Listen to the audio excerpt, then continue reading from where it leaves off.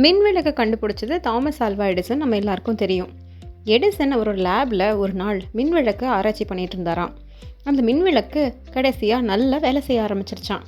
நெடு நாள் கடுமையாக உழைச்சதுக்கு நமக்கு பலன் கிடைச்சிருச்சுன்னு நினச்ச எடிசன் எல்லார்கிட்டையும் ஆராய்ச்சியை பற்றி சொல்கிறதுக்காக ஒரு பெரிய கூட்டத்தை கூட்டினாராம். அந்த பெரிய கூட்டத்தில் ரொம்ப முக்கியமானவங்க எடிசன் மாதிரி பல விஞ்ஞானிகள்னு வந்திருந்தாங்களாம். தன்னோட அறிவியல் ஆராய்ச்சியை பற்றி விளக்கி சொல்லிட்டு அவரோட உதவியாளர்கிட்ட அந்த மின்விளக்கை எடுத்துகிட்டு வாங்க அப்படின்னு சொன்னாராம். மின்விளக்கை லேப்ல இருந்து அந்த உதவியாளர் எடுத்துகிட்டு வரும்போது கீழே தவறுதலாக போட்டாராம். அந்த மின்விளக்கு உடஞ்சிருச்சான். எல்லாருக்கும் ஒரே ஆச்சரியம். இவ்வளோ கஷ்டப்பட்டு 2 நாள் ஆராய்ச்சிக்கு அப்புறம் கண்டுபிடிச்ச அந்த மின்விளக்கை இப்படி கீழே போட்டு உடச்சிட்டாரே, இப்போ என்ன பண்ணுறது அப்படின்னு எல்லா விஞ்ஞானிகளும் மற்றவங்களும் சேர்ந்து எடிசனை ஒரு மாதிரி பார்த்தாங்களாம்.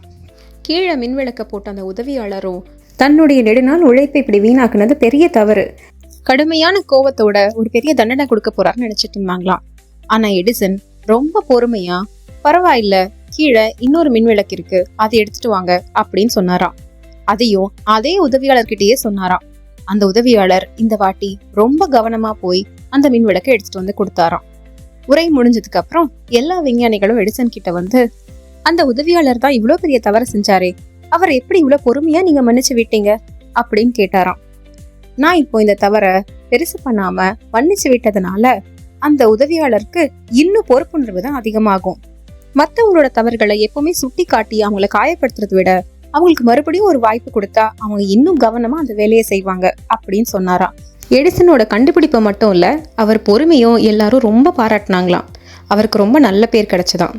இப்போ இந்த கதையை ஒரு திருக்குறள் கூட ஒப்பிடலாம். நிறையுடைமை நீங்காமை வேண்டின் பொறையுடைமை போற்றி ஒழுகப்படும். வாழ்க்கையில எந்த சூழல வந்தாலும் மற்றவங்களோட தவறுகளை சுட்டி காட்டி அவங்களை காயப்படுத்தாம நிதானத்தோட செயல்படுறதுதான் ஒரு நிறைவான பண்பு. நன்றி, வணக்கம்.